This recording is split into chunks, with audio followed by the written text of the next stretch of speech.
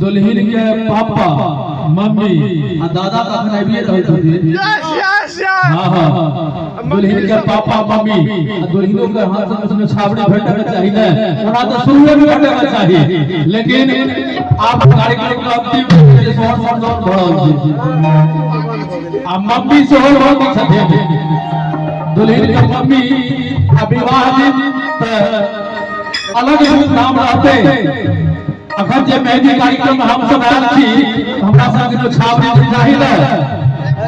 अरे बेटी के बियाह में अंधूर लुटावे छै लोग, बेटा का जन्म लुटाल जाय छै, लेकिन बेटी के बियाह में लुटाल जाय छै।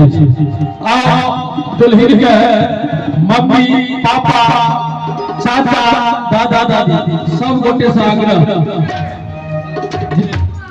दुल्हन से सबसे बड़का बात ले पिताजी। हेलो की भेला भैया? दुल्हन के सबसे बड़का